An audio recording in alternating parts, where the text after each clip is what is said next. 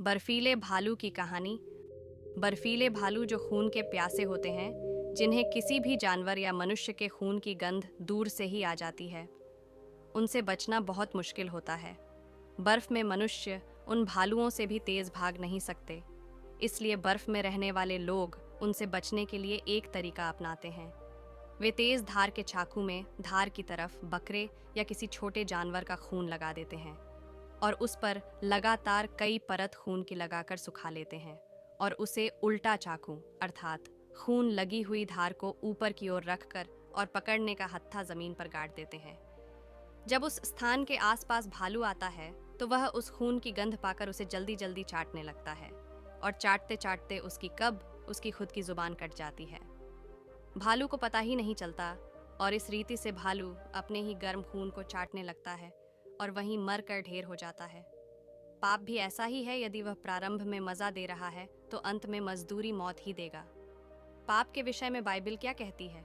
Romeo 6:30। क्योंकि पाप की मजदूरी तो मृत्यु है, परंतु परमेश्वर का वरदान हमारे प्रभु मसीह यीशु में अनंत जीवन है। गलतियों 5:19-21।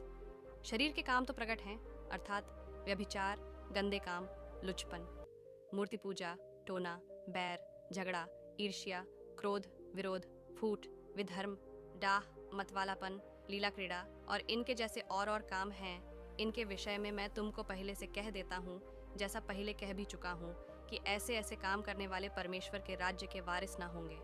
1 यूहन्ना 1:8-10। यदि हम कहें कि हम में कुछ भी पाप नहीं तो अपने आप को धोखा देते हैं और हम में सत्य नहीं। यदि हम अपने पापों को मान लें तो वह हमारे पापों को क्षमा करने और हमें सब अधर्म से शुद्ध करने में विश्वास योग्य और धर्मी है। यदि कहें कि हमने पाप नहीं किया तो उसे झूठा ठहराते हैं और उसका वचन हम में नहीं है। भजन संहिता 19:12-14। अपनी भूल चूक को कौन समझ सकता है? मेरे गुप्त पापों से तू मुझे पवित्र कर। तू अपने दास को ढिठाई के पापों से भी बचाए रख, वह मुझ पर प्रभुता करने न पाए। तब मैं सिद्ध हो जाऊंगा और बड़े अपराधों से बचा रहूंगा। मेरे मुंह के वचन और मेरे हृदय का ध्यान तेरे सम्मुख ग्रहण योग्य हों। हे यहोवा परमेश्वर, मेरी चट्टान और मेरे उद्धार करने वाले। यशायाह 64:6। हम तो सब के सब अशुद्ध मनुष्य के से हैं और हमारे धर्म के काम सब के सब मैले चिथड़ों के समान हैं। हम सब के सब पत्ते की नाई मुरझा जाते हैं और हमारे अधर्म के कामों ने हमें वायु की नाई उड़ा दिया है।